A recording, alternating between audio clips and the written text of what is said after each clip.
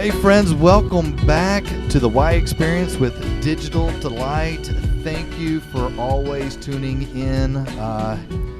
Today we have a really cool special show. I don't know, for those of our viewers and listeners, y'all don't really know what's going on in Houston right now. And for like the next 2.5 weeks, we have the Houston Livestock Show and Rodeo in town. And it's just been a part of our culture. I didn't realize it, but the Houston Livestock Show and Rodeo actually was the brainchild of 6 ranchers back in 1932, and they met in a hotel in downtown Houston and said, you know what, we need to do something to really bring attention to the cattle and market industry here in the Texas area. And from that simple meeting, it has turned into an attendance that's millions of people that come and see the rodeo on a daily basis. And so today we have a very special guest in house. For our new viewers and our new listeners, I'm JJ Cannon, 21-year husband. I've got 2 beautiful children. I'm CEO of Digital Delight, which is a smart home design firm. And I also get to co-host another podcast show called The Digital Ramble with my good friend Chris Gamble over in the UK. And I also have a master's degree in getting knocked down and getting back up. I want to encourage our friends to share this program, like, subscribe. You can check us out on YouTube, and we're also on 11 different podcast platforms. So thank you for your support over this year. All right. Let's get into this. Today, I have Stan Horton. He is the chair of the Speakers Committee with the Houston Livestock Show and Rodeo. Stan, how you doing? Hey, good morning. Thanks for having me. Good morning. Good nice afternoon. to see you. And, Stan, we've chatted a little bit over the phone, and you said that you're a Texas native. I am. I grew up in Tyler, Texas. Yeah. And went to school at Texas Tech, graduated in 1986, and moved to Houston in 1986, and I've been here ever since. So, with the Houston Rodeo, my mom and dad, they have a farm. They have some horses and goats and out there, and I just love it. I love the experience of getting out in the country, kind of taking that noise away, that the city has. And has agriculture and farming been in your heritage over the years? Well, I grew up, my family had a small farm not far from Tyler, and we had a few cows. I had a chance to learn to ride horses and get pretty good at that, but it was certainly nothing and like what you see on some of the ranches today. And then my father took us to a lot of rodeos back then, a lot of local rodeos in the Tyler area, and none of those were anything like what you have today at the Houston Livestock Show and Rodeo. Yeah.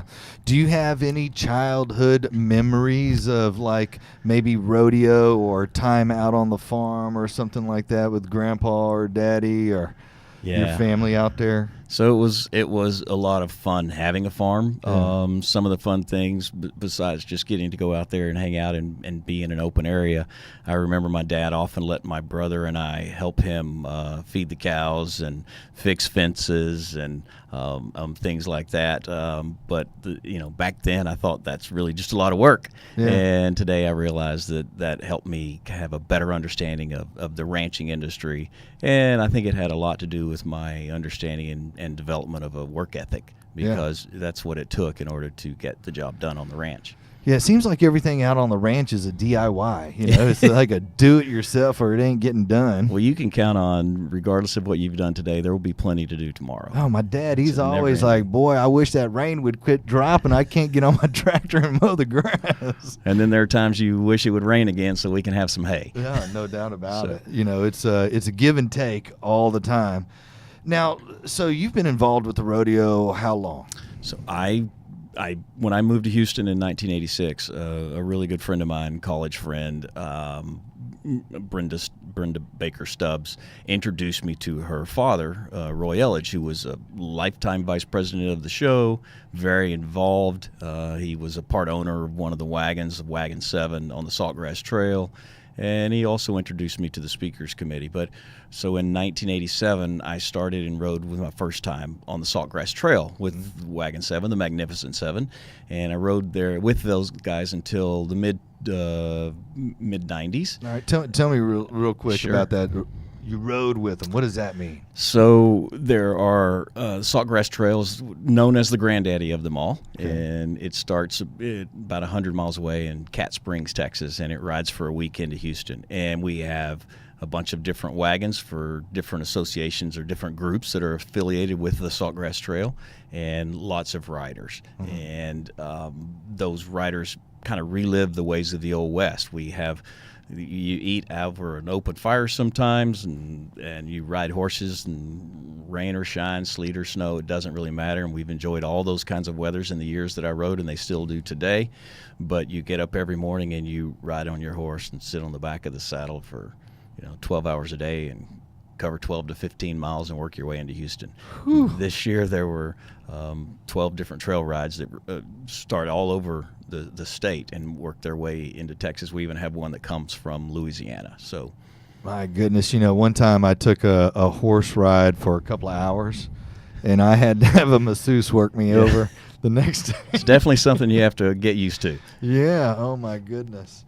All right, so that was one of your very first rodeo experiences was the trail ride, or? It was here in Houston, and then in 1991 I joined the Speakers Committee as part of the 1992 show season. So this is my 28th year as a volunteer for the Houston Livestock Show and Rodeo and part of the Speakers Committee. All right, what do you get to do as part of, as the chairman of the Speakers Committee? There's like over 100 committees. Yeah, there are 108 committees, and we're just one component of the show. Our job, we have the pleasure and responsibility of publicly telling people about the show. We get to go talk to businesses, Rotary clubs, schools, and civic groups and things of that nature. We can talk on many different topics supporting the show. Our primary focus is really the 4 pillars of the show, which are agriculture, education, entertainment, and Western heritage. So that's the role of the Speakers Committee, and I have the privilege of leading about 300 volunteers throughout the year as we do that. That's exciting. And agriculture being, one of those pillars, I love the farming idea and growing your own food, or actually really farmers are growing food for the entire country. They do. And the rodeo showcases all of those people who work in the industry as well as the rest of us who are consumers. One of the big things about making that such a priority and creating an awareness for it is because a lot of kids, food just shows up. Like it's just there. A lot of people don't realize the impact of the agriculture industry, and there are not very many things you could do today that are not touched by agriculture. Right. It's in my other business, Wi-Fi is like the foundation of what we do, and everything builds off of that. And very similar to our country, our survival is based on agriculture and being able to provide and put food on our table. I heard that there is the ability to become a lifetime member, and there's a lot of people that are committed long term to the rodeo and find joy in being a part of it, having their family a part of that organization. And what is that lifetime membership aspect of the rodeo? Well, there are a lot of different ways to be a part of the show. You can be an exhibitor, you can be a committee member, and committee members become a part of the show, which you purchase a membership, and there are different types of memberships to purchase, but those become part of the volunteer group, and all of the volunteers are either an annual or a lifetime member.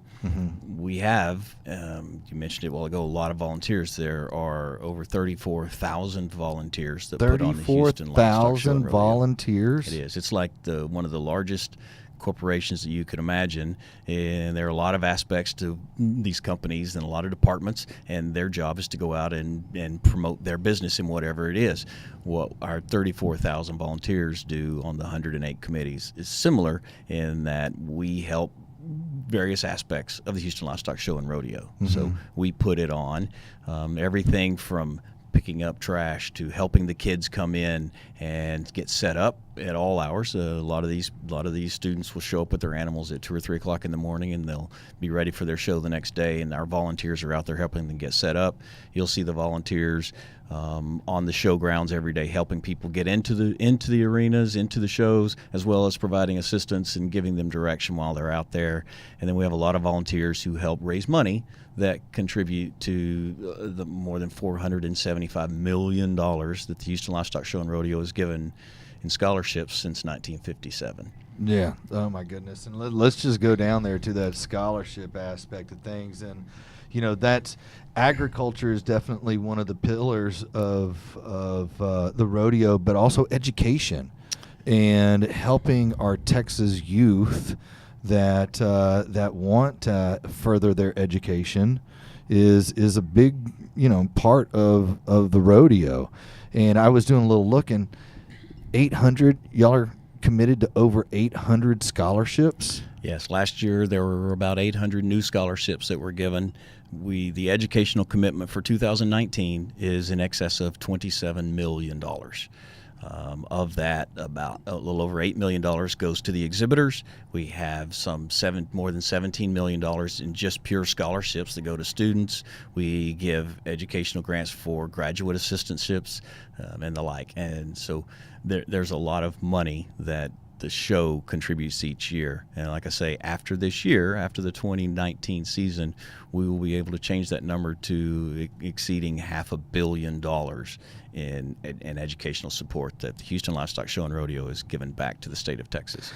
So do you have to be a cowboy, cowgirl to get a grant or get a scholarship or anything like that? You don't. And that's what's really cool. As we said, there are over 800 scholarships. And you don't have to. You can be one of the people who come show your lambs or goats or chickens and turkeys and pigs or steers or participate in the school art auction. And those scholarships are incredible. Mm-hmm. But there are many scholarships available without any restriction to what you want to study.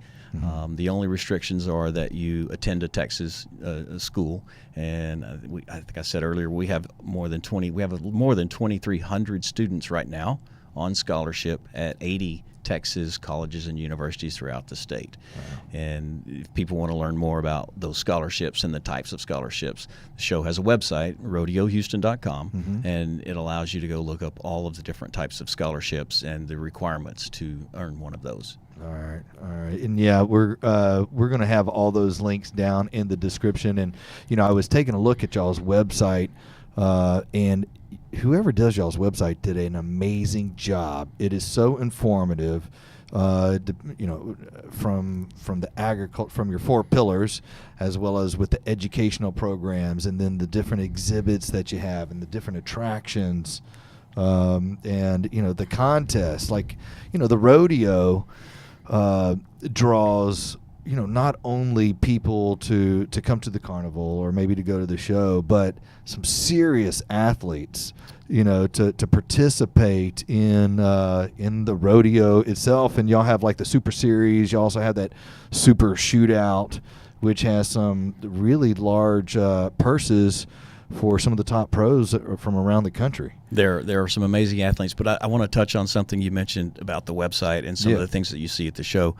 We have 34,000 volunteers, and that's a lot of people. But the show also operates with only about 120 incredibly dedicated, incredibly talented full-time employees. Mm-hmm. So they're the ones that are really helping keep us focused on the right thing, and they're an amazing team of individuals. And as a volunteer, you couldn't ask for a better group to work with. But those athletes, the superstar athletes that come every night to Rodeo Houston and perform, they're incredible athletes. If you've ever gotten a chance to go down and watch each and every one of them at their own events, it's a lot of fun.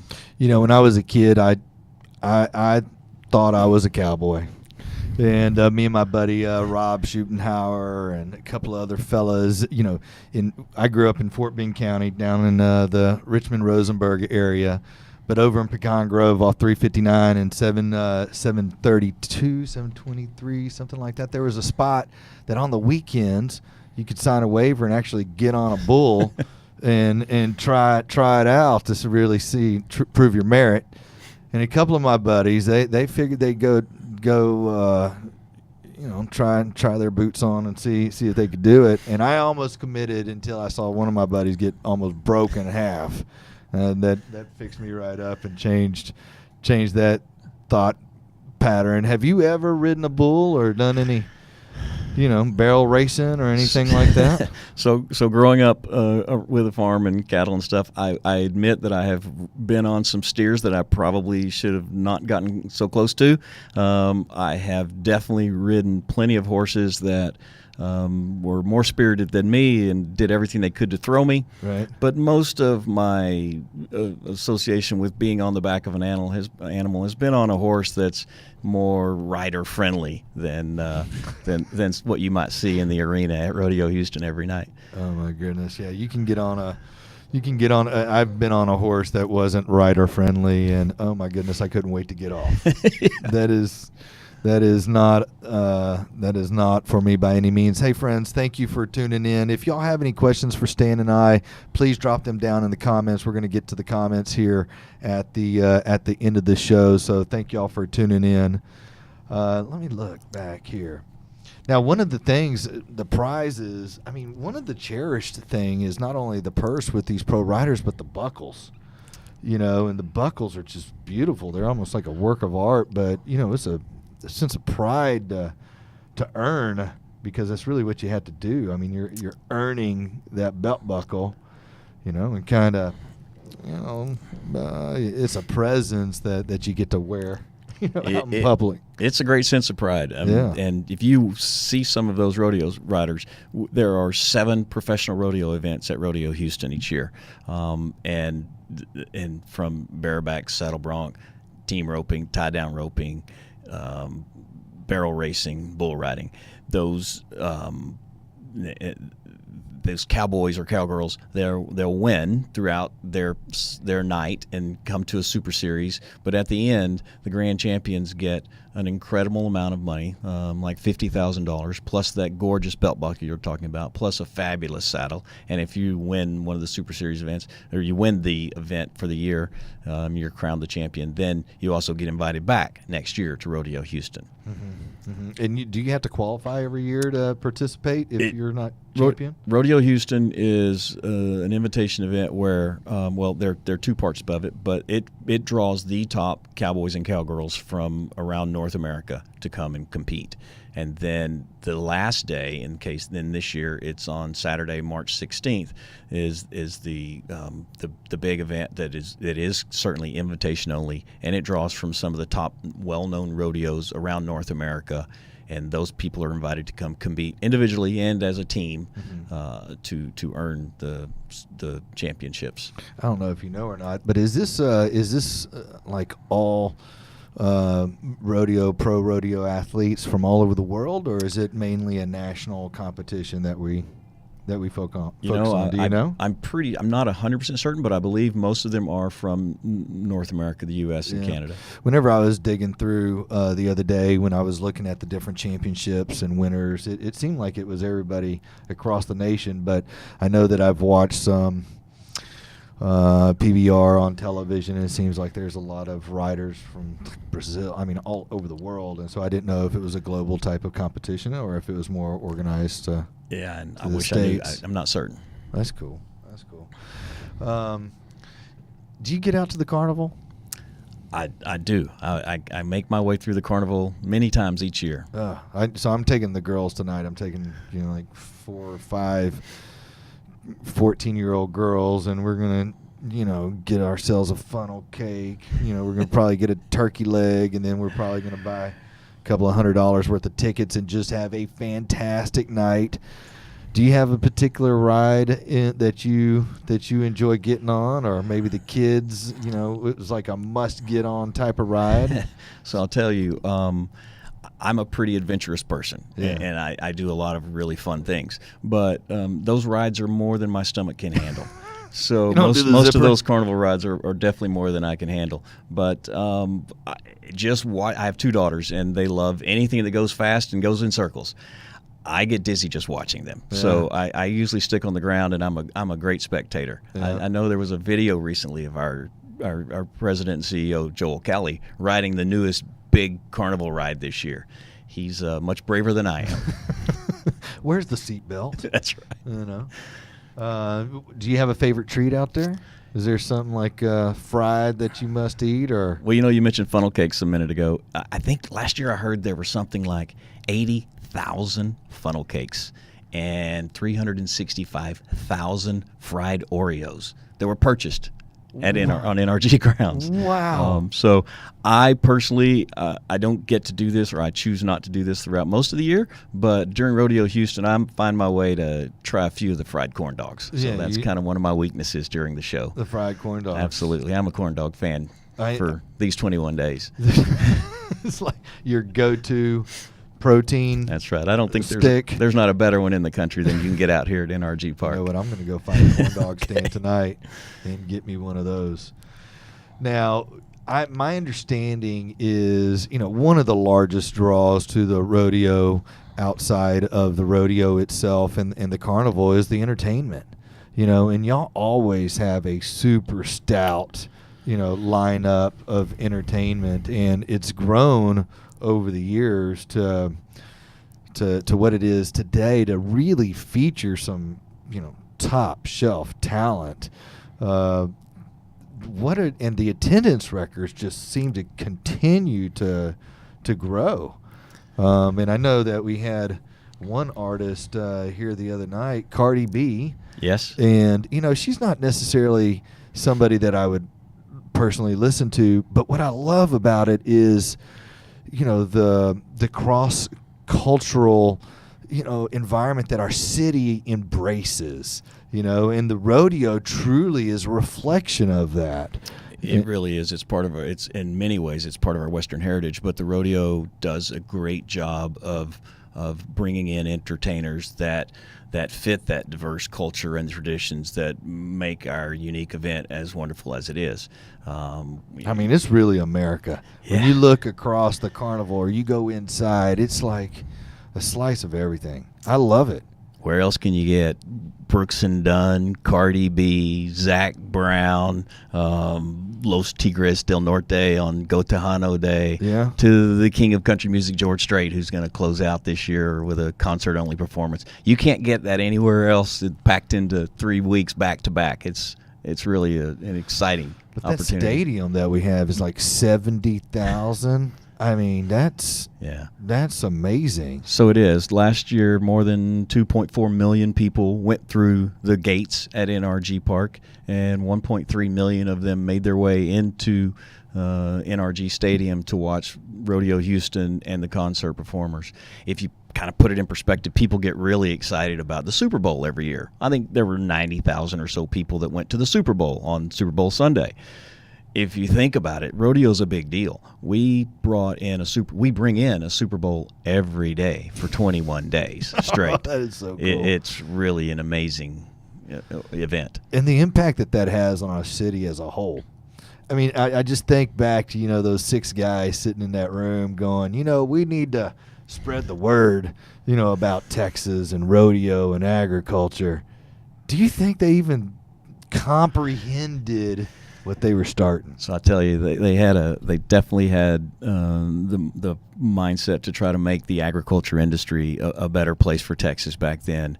I'll tell you, the first show in 1932 drew an attendance of about 2,000 people and lost $2,400. So they made a decision to move forward and said, regardless of this financial catastrophe we had in 1932, catastrophe is probably the wrong word, but setback, that they kept going, and it has evolved into one of certainly Houston's most well-known events, and an event that's known in the agriculture community throughout the globe. We've seen a lot of shows over there. One of my favorite shows was back in '91 when Garth Brooks was there, and I threw on my boots, my belt buckle. My mom and dad took me to go see Garth Brooks, and that was one of the most memorable shows that I have ever attended, concerts, that I had ever attended. Is there a particular artist or a show that, has been one of your favorite, like, man, I do that one again. Yeah, there are a lot of them that I would do again. Garth Brooks, I recall the shows that I've seen him. He's an incredibly energetic entertainer. He's a lot of fun, but I can't say there's just one. I mean, I've enjoyed watching people over the years, from Clint Black and ZZ Top to Kid Rock, and of course George Strait. Yeah. So it's been a lot of fun. Let's see, I think I've seen Maroon 5 there. What was that other girl's name that was on Disney? She was there a couple of years ago. I took my daughter to see her, but it's always a great show. Now, do you know anything about this new stage that Houston Rodeo's pushed out there? So the new stage was introduced last year, okay, and it was made more modern and really up to date. They brought in some new, very high-tech audio and video pieces of the for the stage and the show that really help put on a better show for everyone every year.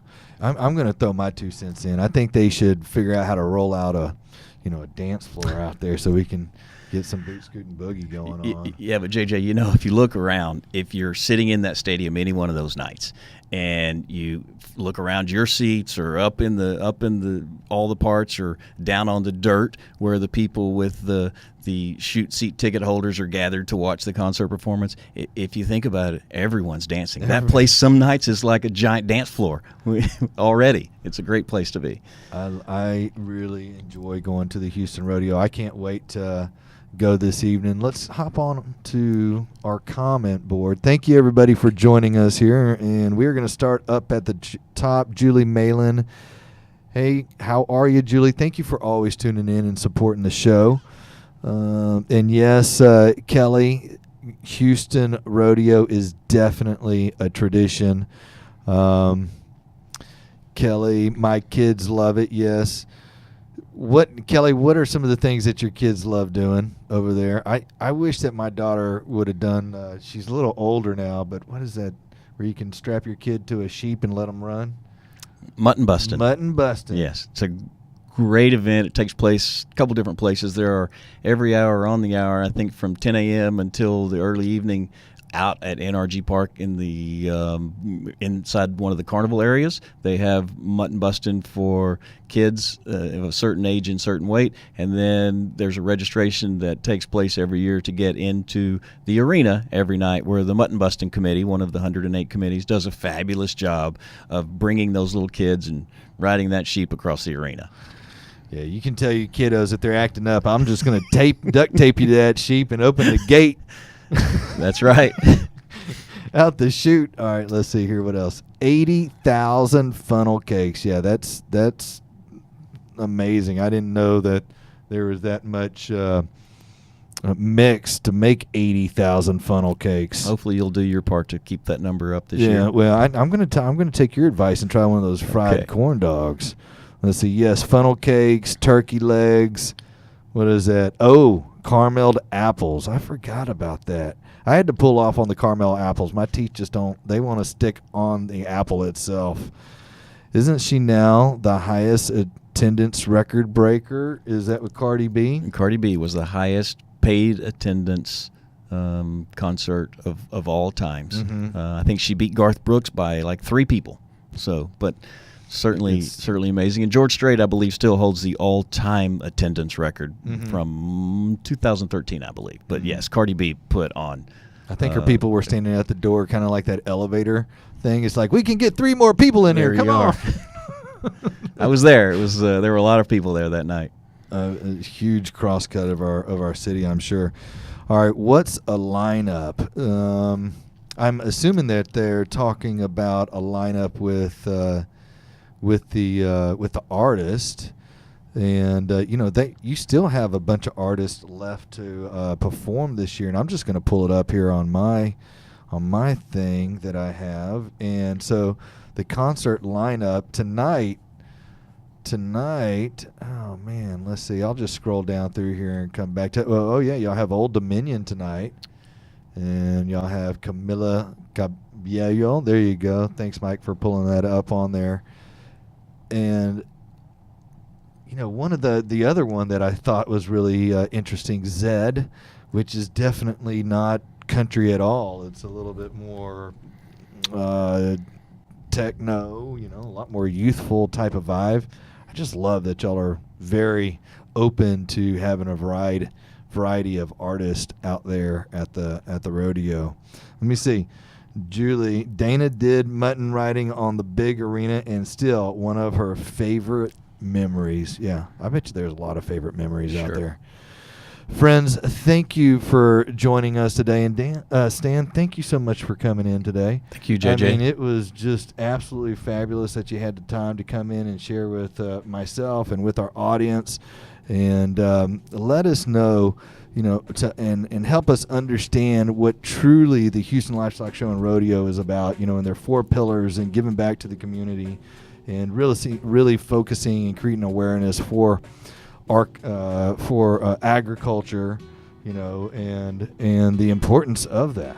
Well, it's a privilege for me to be here today and to get to tell you and your listeners to the things about the Houston Livestock Show and Rodeo. I'm honored to be a part of the organization and look forward to continuing it for many years. Well, thank you so much, Stan. Thanks, JJ. And to all of our viewers and listeners, it's always a pleasure to have y'all join us.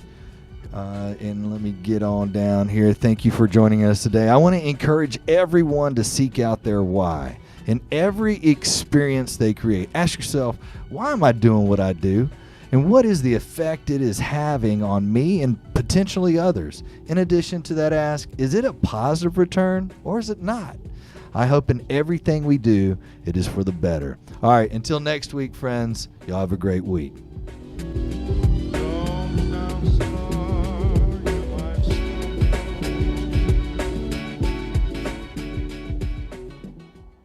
If you're looking to make your basic home smart, check out digitaldelight.com/shop, where they have a variety of different smart home technology solutions that help make smart home shopping easy for you. Check out digitaldelight.com/shop. Support the Y Experience with JJ Cannon by becoming a Patreon. Every month, the Y Experience will receive a regular source of income from supporters like you who've pledged through Patreon. Having your ongoing support for as little as $1 a month means we spend less time thinking about business and more time creating quality content for you.